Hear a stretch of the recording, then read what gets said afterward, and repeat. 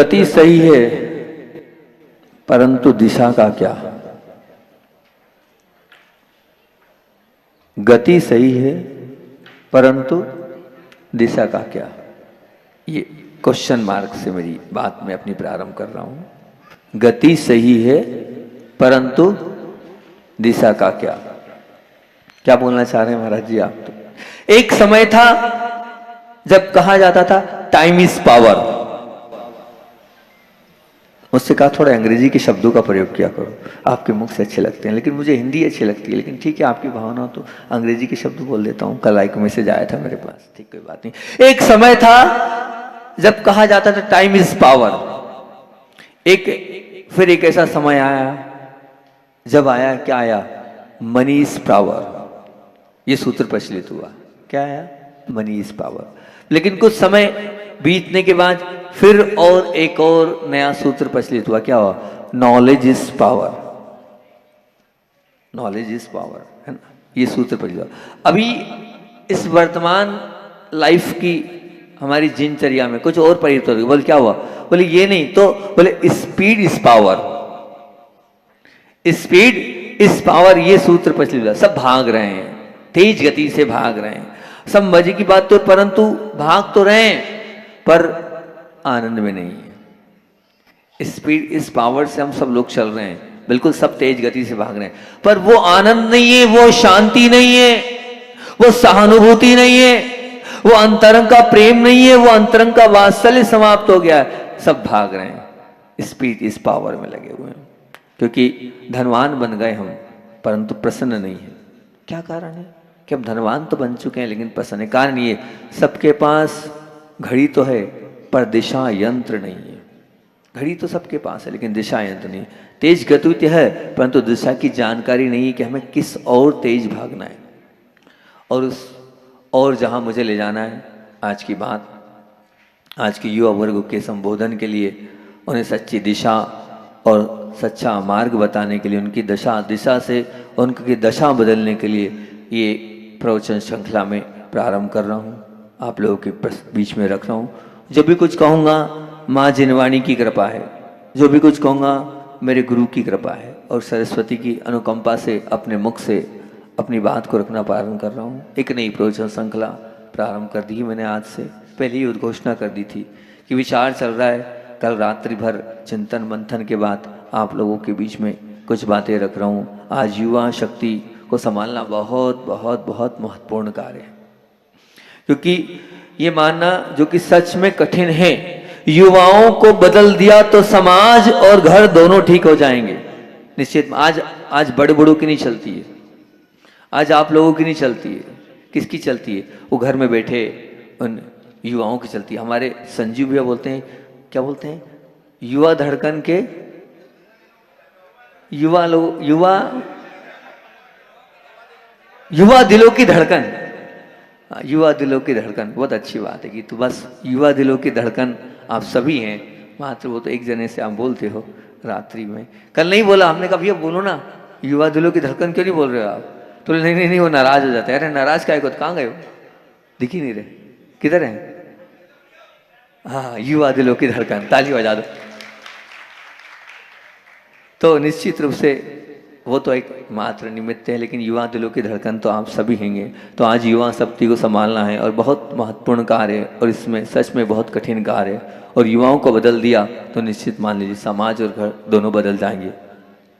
और युवाओं के पास जोश तो है पर होश नहीं। जोश तो सबके, उन्हीं की दम है और उन्हीं की बाजुओं में दम है, लेकिन उनके पास होश नहीं है। और अपने होश को वर्तमान की चकाचौंध में उन्होंने बेहोश बना दिया है। ये वर्तमान का ऐसा माहौल बन चुका है, ऐसा स्टेटस आप लोगों ने बना लिया है, उस सब कुछ, उस वातावरण में, उस चकाचौंध में हम सब भूल चुके हैं। और जो होश है वो हमारा बेहोश हो गया है। उस बेहोशी को दूर करने के लिए निश्चित रूप से अब मैं आप उस बेहोशी से निकालकर होश में लाने के लिए मैं इंजेक्शन रोज दूंगा आपको, रोज आपको इंजेक्शन दूंगा। निश्चित रूप से वो इंजेक्शन तकलीफ तो होगी, पर क्षमा करना मुझे, ये इंजेक्शन की चुभन जरूरी है। जब तक चुबाऊंगा नहीं तब तक आपको लगेगा भी नहीं। मेरी भावना है बस, युवाओं के लिए अनेक रास्ते हैं, पर कौन सा रास्ता सही है, वो रास्ता देवशास्त्र गुरु की शरण में आकर ही प्रारंभ होता है। वही आपको मार्गदर्शन दे सकते हैं और वही आपको बता सकते हैं कहाँ है। निश्चित मान के चलना। और भूमिका के रूप में मैं अपनी बात को प्रारंभ करते हुए बोलता हूँ, रास्ते पर चलते गिरना नहीं है। रास्ते पर अगर चलते हुए गिरना नहीं है तो गुरुत्वाकर्षण के नियम को ध्यान में रखकर बड़ी सख्ती से हमें पालन करना होगा। अगर हम रास्ते से चल रहे हैं तो गुरुत्वाकर्षण एक बहुत महत्वपूर्ण नियम होता है, उसको ध्यान रखना होगा। रास्ते पर आने वाले गड्ढों में ना गिरकर सही सलामत मंजिल पर पहुंचने के लिए अगर सफल होना है तो नीचे देखकर चलने का सर्वमान्य नियम आपको सख्ती से पालन करना होगा। नीचे नहीं देखोगे तो कहीं भी गड्ढे में गिर जाओगे, हाथ पैर तोड़ लोगे, फोड़ लोगे। अगर नीचे नहीं देखोगे तो पता चला कि छत से नीचे आ गए। तो इस सख्ती से पालन करना को क्या, नीचे देखने का क्या बोला मैंने, नियम। क्या बोला, बोलो ना, बोलो ना, नियम। मेरी बात ध्यान रखना बस, मैं नियम पर अपनी गाड़ी को आप ले जा रहा हूं। तो नीचे देखकर चलना होगा, ये सर्वमान्य सख्ती से आपको नियम पालना होगा। अगर सफर के दौरान अलग अलग जगहों पर ले जाने वाले रास्ते आते हैं और उन रास्तों पर जाना मुझे कहाँ है, मुझे जाना है कहाँ, जबलपुर पूज्य गुरुदेव के दर्शन करने के लिए, बहुत अच्छी बात है कि, लेकिन रास्ते अलग अलग हैं और न जाने कितनी गलियां फूटी हुई है, न जाने कितने रास्ते हैं। उसके बावजूद भी अगर गंतव्य मार्ग पर जाना है, उसमें कामयाबी हासिल करना है तो क्या करना होगा, साइन बोर्ड पर, साइन बोर्ड का अनुसरण करना। अपेक्षित दिशा में जाने के लिए आपको जाना है तो बिल्कुल निश्चित रूप से अगर साइन बोर्ड का नियम हमने नहीं पालन करा, साइन बोर्ड को हमने अगर मान लीजिए उपेक्षित कर दिया, तो क्या हम जहां जाना है वहां जा पाएंगे? बोलो, जा पाएंगे क्या? निश्चित रूप से नहीं जा पाएंगे। बाह्य जगत हो या अभ्यंतर जगत, यदि सफलता प्राप्त करनी है और विफलता से बचना है, आपको उत्थान के मार्ग पर आगे बढ़ना है और पतन से यदि बचना है। आपको उत्थान के मार्ग पर आगे बढ़ना है और पतन के मार्ग से बचना है। आपको स्वस्थ रहना है और बीमारी से यदि बचना है। आपको उन्नति करना है, अधोगति से बचना है। आपको मुस्कुराहट को कायम रखना है। आंखों में अगर आंसू से मुक्त रखना चाहते हैं तो उसका एक ही विकल्प है। वो क्या विकल्प है?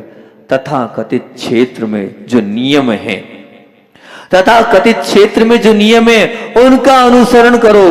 किसी भी प्रकार से ध्यान रखना, समझौता मत करो और किसी भी प्रकार से तर्क का सहारा देकर गलत का समाधान मत करो, गलत का समाधान मत करो। मतलब स्पष्ट रूप से बात क्या हुई, स्पष्ट शब्द में कहूं तो धर्म भी क्या है, अंततः क्या है बताओ, नियम। जिस धर्म को हम फॉलो कर रहे हैं वो क्या है, नियम, और कुछ नहीं है। वो क्या है, नियम। यदि आप नियम पालन करने में अडिग रहते हो तो आप निश्चित मान के चलना, आपको दोष के, दुख के और दुर्गति के शिकार आप बिल्कुल भी नहीं, अब बचते चले जाओगे। नियम फॉलो होगा तो दोष, दुख और दुर्गति के शिकार आप कभी नहीं बनोगे। और यदि आप नियम पालन में निस्सत्व हो गए तो दोष, दुख और दुर्गति के शिकार बने बिना आप नहीं रह सकते। मैं चाहता हूं आप दोषी ना बनो, मैं चाहता हूं आप दुखी ना बनो, मैं चाहता हूं आप दुर्गति के पात्र मत बनो। बस आज का मेरा ये वक्तव्य दोष से दूर करना है और दुख से दूर करना है और दुर्गति से निकालकर सुगति में ले जाना है। निश्चित रूप से आप जाएंगे, आप निश्चित जाएंगे। ना आपके जीवन में दोष बचेंगे, ना आपके जीवन में दुख बचेंगे और ना आपका दुर्गति की ओर आपका क्या होगा, जाना होगा। अलबत्ता पागल अगर विचार करें हम तो पागल कुत्ते जैसा नियंत्रण में रहना उसको अच्छा नहीं लगता। पागल कुत्ते को ध्यान रखना, बाकी कुत्ते तो नियंत्रण में हो जाएंगे, लेकिन कभी ध्यान रखना पागल कुत्ते को आप नियंत्रण में नहीं रख सकते, 3 काल में नहीं रह सकते। बहुत टेढ़ी खीर है पागल कुत्ते को नियंत्रण में रखना। इसी प्रकार से मान लीजिए विष्टा प्रिय सूअर है, उसको भी आप नियंत्रण में नहीं, बिल्कुल नहीं जमता, उसके लिए भी वो नियंत्रण नहीं जमता है। कामी को, भोगी को, लोभी को भी नियंत्रण में रहना अच्छा नहीं लगता। कामी ऐसा है जो कभी नियंत्रण में नहीं रह पाता। निश्चित रूप से आप कितना ही कुछ कर लो, कितना ही समझा लो, उसको दुनिया की कोई परवाही नहीं होती, उसके अंदर काम का भूत होता है। तो तो वो ये नहीं देखता मुझे क्या है, क्या अच्छा है, क्या बुरा है। वो भोगी ऐसा होता है, भोग के चक्कर में न जाने क्या क्या कर बैठता है। और लोभी भी ऐसा होता है कि सब पाप करने को तैयार हो जाता है वो लोभी। तो कामी, लोभी और भोगी, ये जो कामी है, लोभी है, भोगी है, इनको नियंत्रण में रहना बिल्कुल अच्छा नहीं लगता। जैसे किनारों पर मर्यादा को तोड़कर वो पूर्ण वेग से बह रही नदी भी जैसे नियंत्रण में रहना पसंद नहीं करती, निश्चित रूप से बह जाती है, आगे बढ़ जाती है। इसी पर वैसे ही मन को भी एक प्रकार से नियंत्रण में रहना अच्छा नहीं लगता, बिल्कुल अच्छा नहीं लगता। परंतु भैया ध्यान रखना, नियंत्रणहीन मन शरीर को जैसे रोगग्रस्त बना देता है, संबंधों को भी जैसे कलुषित कर देता है, जीवन को जैसे हास्यास्पद बना देता है और चर्चास्पद बनाकर दे देता है। ध्यान रखना, अगर अनियंत्रित मन है तो हम सबको सिर्फ मन को नियंत्रित करना है, क्योंकि अगर नियंत्रण मिल रहा तो निश्चित, अब देख लेना, आप ये मान के चलना, लोग बोलते हैं महाराज जी असाता कर्म के उदय से रोग आया। नहीं, आपने मन को कंट्रोल में नहीं रखा और यहां वहां तदवा यदवा तदवा आपने किया, खाया पिया और रोगी बन गया। संबंध कलुषित हो गए, कर्म का उदय था, हमारी नहीं पटी, नहीं भैया, अपने आप मन की चलाई, उनके हिसाब से आपने चले से संबंध चल गए। जीवन में जब भी ऐसे मौका है कि दुनिया हंस रही है और आप चर्चा के विषय बने हो, उसका एक ही कारण है कि आपने मन को संयोजित और मन को संभाला नहीं, इसलिए सब हुआ। ध्यान रखना, आलोक और परलोक को जैसे बहस्पत बनाकर रहना है, वैसे ही आत्मा को भी दोषग्रस्त बनाकर संसार में अगर हम भटकते रहेंगे तो कल्याण नहीं होगा। इन तमाम क्षेत्रों के तमाम दुष्परिणामों को अगर शरीर को, मन को और जीवन को और संबंधों को और आत्मा को यदि बचा लेना है तो उसका एक ही विकल्प, उसका क्या है, एकमात्र एक विकल्प है। क्या विकल्प है? तथाकथित क्षेत्र के लिए शिष्ट पुरुषों के द्वारा निश्चित किए गए नियमों को आपको सख्ती से पालन करना होगा। जो जो नियम बताएंगे उन सब नियमों को आपको बहुत अच्छे से पालन करना होगा। अगर आपने वो सब नियम पालन कर लिए तो आपका जीवन सोने जैसा खरा हो जाएगा, आपका जीवन पवित्र बन जाएगा, आपका जीवन निर्मल बन जाएगा, आपका जीवन उत्कृष्ट बन जाएगा। आप उन ऊंचाइयों को प्राप्त करोगे कि आपके जाने के बाद भी दुनिया आपको याद करेगी। कुछ ऐसा कर जाएं कि मैं चला जाऊं लेकिन मेरे वो कार्य दुनिया याद रखे कि वो थे, उन्होंने कुछ किया और ऐसा कुछ कर दिया जिसे आपके जाने के बाद भी याद किया जाए आपके लिए। मैं भय मुक्त मत बनो।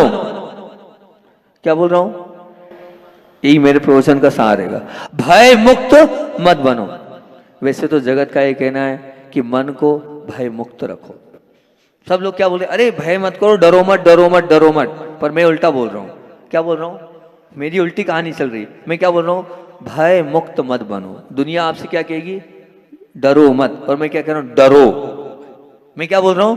डरो। मैं आपको डरना सिखा रहा हूं और दुनिया आपको क्या कहेगी? डरो मत। मैं आपको डरना सिखा रहा हूं। आपको जो प्रिय है वो आप प्राप्त करके ही रहो, उसे हासिल करके ही रहो। जिस रास्ते में कोई अवरोध आए उसे आप डरो मत, और कोई विरोध करने आए तो उसकी परवाह मत करो।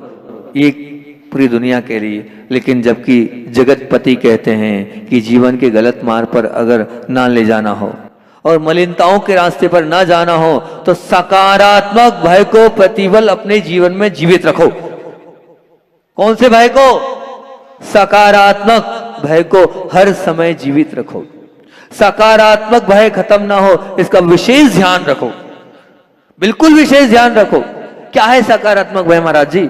आपने कहा है कि भय मुक्त मत बनो। वो सकारात्मक भय आपके पास हमेशा होना चाहिए। सज्जनों ने, शिष्ट पुरुषों ने, और कहें तो आज जो भी हमारे बीच में सरकार है या समाज है या जो भी व्यक्तियों के जीवन में जो हमारे लिए दूषण प्रवेश ना करे, उसके जीवन में निंद, हमारे सबके जीवन में निम्न मार्ग पर अग्रसर ना हो जाए, इसके लिए नीति नियम बनाएं और व्यवस्था निश्चित किए। उस व्यवस्था को तोड़ने को अथवा उन नीति नियमों का भंग करने का जो डर है वो सकारात्मक भय। मतलब क्या हुआ?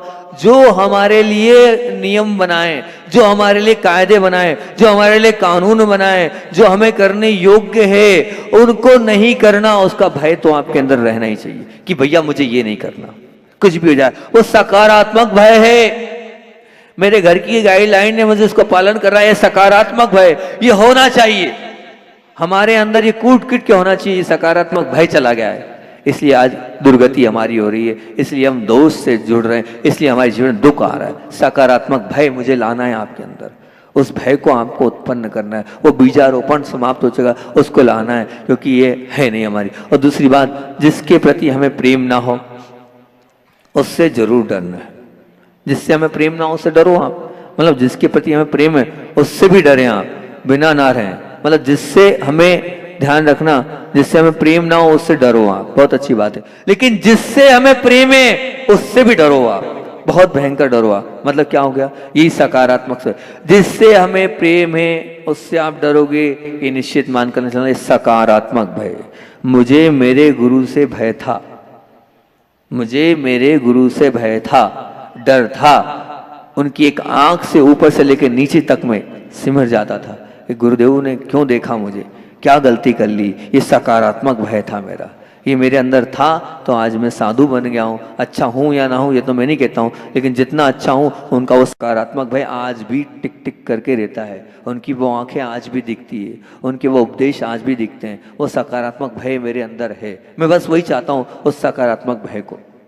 और बाकी तो जो जिनके प्रति आपका विरोध है उनसे भी आपका बिल्कुल डरना बहुत जरूरी है। जैसे सांप पर प्रेम नहीं है क्या? प्रेम है, आपको डरना जरूरी है। आग पर भी प्रेम नहीं है, बिल्कुल उससे भी डरो आप। शेर पर भी प्रेम नहीं होगा तो डाकू और बदमाश पर भी प्रेम नहीं होगा, खूनी पर भी प्रेम नहीं हो तो व्याभिचारी पर भी प्रेम नहीं, ये चलेगा, बिल्कुल बहुत अच्छी बात है। इन पर जो आप निश्चित मान के चलना, इनसे आपको डरना है। पर इन सबसे जो हमने आपको बताया, हम डर नहीं रहे हैं, हमें क्या नुकसान नहीं, अलबत्ता निश्चित मान के चलना, हमें इनसे डरना है। परंतु ध्यान रखना, हमें परमात्मा के प्रति प्रेम है, हमें गुरुदेव के प्रति प्रेम है, हमें माता पिता के प्रति प्रेम है, हमें सज्जनों के प्रति प्रेम है, हमारे समाज के प्रति प्रेम है, हमें राष्ट्र के प्रति प्रेम है। और इसके बावजूद भी अगर गलत कार्य करने के पहले हम इन सबसे डरते रहेंगे तो आवश्यक ही नहीं, अनिवार्य भी इन सबसे डरना बहुत जरूरी। किन किन से डरना सिखा रहा हूं मैं आपको, किन किन से डरना सिखा रहा हूं, लिख लो। मैं गुरु से डरूंगा, बोलो बोलो। मैं माता पिता से डरूंगा। मैं किससे डरूंगा? मैं मेरे माता पिता से डरूंगा। और मैं किससे डरूंगा? मैं अपने जो सज्जन हैं, जो मेरे अपने प्रिय हैं, जिन्होंने मुझे साथ दिया है ना, उनसे मुझे प्रेम भी है और उनसे मैं डर भी है। और समाज जिसके बीच में रह रहा हूं, उससे मैं डरूंगा। मेरा राष्ट्र, मेरा देश, मेरा सब कुछ है वो, उससे डरूंगा। क्योंकि हमें परमात्मा के प्रति प्रेम है, हमें गुरुदेव के प्रति प्रेम है, हमें माता पिता के प्रति प्रेम है, हमें सज्जनों के प्रति प्रेम है, हमें समाज के प्रति प्रेम है, हमें राष्ट्र के प्रति प्रेम है। इन सब के प्रति प्रेम है, और जिनसे प्रेम है उनसे डर होना चाहिए। जिनसे प्रेम है उनसे डर भी होना चाहिए। ये डर वाले मैंने आपको बता दिए। अगर आप कहीं कुछ गलत कर रहे हो तो पहले, सबसे पहले इनसे डरना होगा आपको। ये आवश्यक ही नहीं, अनिवार्य भी है। परिवार के सख्त कानून एक साधक को निश्चित रूप से उत्कृष्ट बना सकते हैं। आप निश्चित माने और अपने जीवन में ये पक्का कर लें, क्योंकि मैं एक मानता हूं कि जिस घर में कोई गाइडलाइन होती है, कोई लक्ष्मण रेखा होती है, कोई कायदे कानून होते हैं, कोई नियमावली होती है, वो घर जो है उस श्रृंखलित घर नहीं कहलाता। उस घर में अगर उस नियमों का पालन किया जाता है तो निश्चित रूप से मान के चलना, वो जो नियम है उस घर को एक स्वर्ग बना देते हैं। मेरा सबसे यही भावना, यहाँ जितने माता पिता बैठे हैं, यहाँ जितने और भी लोग बैठे हैं, बस मेरा पूरा प्रवचन इसी पर है। हमें अपनी गाइडलाइन तैयार करना है, हमें अपनी लक्ष्मण रेखा तैयार करना है। हमें अपने बच्चों को कम से कम इतना तो बोलना है, बेटा 9:30 के पहले घर आ जाना, बेटा ध्यान रखना, परमात्मा के दर्शन करना। एक साधक से पूछा गया कि आपका मोक्ष मार्ग पे आना हुआ क्या था? तो उन्होंने कहा कि मेरे पिताजी ने हमेशा एक समर्थन किया, बेटा जो करना हो दिन भर कर लेना, लेकिन 9:30 बजे और तू घर आ जाना। हमें 9:30 बजे स्वाध्याय करना है, ये हमारे घर का रूल्स है, हमारे घर का नियम है। 9:30 बजे तुम्हें आना ही होगा, उसके पहले तुम्हें जो करना है सो कर लेना। 9:30 बजे अंदर यानी अंदर, ये हमारे घर का क्या है, लक्ष्मण रेखा हो गई। और बोले बेटा प्रतिदिन तुम्हें परमात्मा के चरण छूने जाना ही जाना है, ये हमारे घर का नियम है कि तुम अब 8 साल के हो गए, अब तुम्हें जो है अगर विद्यालय जाते हो तो रविवार को जाना, ये हमारे घर का नियम है। मैं आपसे पूछ रहा हूँ, वो साधक घर छोड़कर मोक्ष मार्ग पर आ गया किस इन 2 नियमों से? रात को 9:30 बजे स्वाध्याय करना है, ये उस घर का रूल्स था। तो युवा वर्ग संभल गया, वो बालिकाएं संभल गई। ध्यान रखना, आपको घंटे आधे घंटे वहां बैठना है और प्रतिदिन परमात्मा के दर्शन करने जाता है। ये घर का रूल्स है। मैं आपसे पूछ रहा हूं, आपने अपने घर के नियम कुछ बनाए? क्यों? जो उन्हें आगम के बोल लफड़ा, मैं आगम को इसलिए बोला, कल बच्चों ने बहुत मजे ले लिए। किसके? आगम के। तेरी कोई इज्जत ही नहीं है यार, तेरी कोई वैल्यू ही नहीं है यार, है? जब देखो जब आरजो का नाम आता है, तेरा कोई आता नहीं, उसकी खूब हंसी उड़ाली, वो गुस्से में आ गया, बिल्कुल वो हो गया, मेरा नाम ही नहीं आता इसलिए मैंने भैया तुम यार ऐसा मत करो। संजू भैया भी कहाँ है? वो संजू भैया दिख ही नहीं रहे, वो आरजो करते नहीं भैया, आगम दोनों भाई हैं यार, ऐसा मत करो। तो मैं यही बोल रहा हूँ, आगम और आरजो के पापा, ठीक है ना, बोल देना आया तो नहीं, आगम दोनों के नाम लिए थे महाराज ने कि आया है, कहाँ है कहाँ है, किधर बैठा है भैया, देख ले, नाम ले दिया, मैंने भी ले दिया, बस पूरा देश सुन रहा है, पूरा विश्व सुन रहा है कि आगम का भी नाम लिया आरजो के साथ। आप बताओ कि आपने अपने घर के कोई कायदे कानून बनाए कि नहीं, कोई नियम बनाए कि नहीं? अगर वास्तविकता में आप सच में आप अपने घर की लॉ बनाओ, जब तक आप घर का लॉ नहीं तैयार करोगे ना, कोई भी कंट्रोल में नहीं रहेगा। और सबसे पहले उन नियमों को आप पालन करो, जो नियम आप बनाना चाहते हो ना, पहले आप फॉलो करो, तब वो फॉलो करेगा। आपने नियम तो बना दिए और अगर आप फॉलो नहीं करोगे तो निश्चित मान के चलना कि मामला बिगड़ जाएगा। इसलिए पहले आप फॉलो करो कि मैं ये नियम को फॉलो कर रहा हूँ। आप बहुत, मैं ऐसी बात बोल रहा हूँ, एक अनोखी और अलबेली बात बोल रहा हूँ, किसी भी घर में नियम कायदे कानून नहीं है, लेकिन नहीं, मैं आपसे निवेदन कर रहा हूँ, आप अपने घर के लॉ तैयार करो। उस लॉ को बड़े बड़े अक्षरों में आप अपने घर में, आप फोटो टांग रहे हो ना, यहाँ वहां की फोटो मत टांगो, ठीक है ना, आप बड़ी बड़ी यहाँ की सीनरीज टांग रहे हो, ये वाली सीनरी वो वाली सजावट की टिंगना। मैं कह रहा हूं जितने आरोन वाले करके देख लेना, हमारे घर का ये रूल्स है, हमारे घर की ये लॉ है, ये हमारे घर की प्रार्थना है, आप वो लॉ टांग दो आप। अरे महाराज जी कोई देखेगा तो क्या बोलेगा? अरे देखेगा तो क्या बोलेगा? ये संस्कारवान परिवार है, यहाँ नियमों का पालन होता है। ये जब नियमों का पालन होता है तो निश्चित मान के चलना वो युवा पीढ़ी समझ जाएगी। आपने उन बच्चों को कंट्रोल में नहीं रखा है, गलती बच्चों की नहीं है, गलती किसकी है? आप हमारे युवा वर्ग को मत टोको, आप हमारे बच्चों से कुछ नहीं कहोगे, गलती सब आपकी है, क्योंकि आपने ऐसा बताया नहीं, ऐसा समझाया नहीं, आपने इस प्रकार का कोई भी उनके अंदर कंट्रोल नहीं किया। आप अगर उनको बांध कर रखते तो वो मानते, स्वीकार करते कि नहीं, हमारे पिताजी ने हमसे कहा इतनी बजे घर आना है तो हम जाएंगे घर, कुछ भी हो जाए जाएंगे, ये आदेश ये उपदेश है। बचपन से ये आप गुट्टी पिलाते तब वो होता। आप बताओ ये हमारे घर के नियम से मैं पूछ रहा हूँ, है आपके? मैंने बताया एक परिवार का नियम, बेटा आ जाना या नहीं आ जाना, छोटे से ये नियम दिया, अभी भी कुछ नहीं बिगड़ा है। आप सब बैठ जाओ, सब मिल लो और कम से कम नियमावली तैयार कर लो कि हम इस नियम को फॉलो अप करेंगे ही करेंगे। ये कार्य हो जाए तो निश्चित रूप से बहुत सारे परिवार बिगड़ने से बच जाएंगे, बहुत सारे परिवारों का भला होता चले जाएगा और बहुत सारे परिवार अपने आप में ये मान के चलना सही मार्ग और सच्चे मार्ग पर आते चले जाएंगे। इन दोनों नियमों को पालन करने से ही अपने आप ध्यान रखना आनंद की अनुभूति होगी। परंतु एक बात बोलूँ मैं आपसे, कुछ नियम ऐसे होते हैं जो पालने में अच्छे नहीं लगते हैं, परंतु कभी कभी राग और मोह से वो नियम पाले जाते हैं।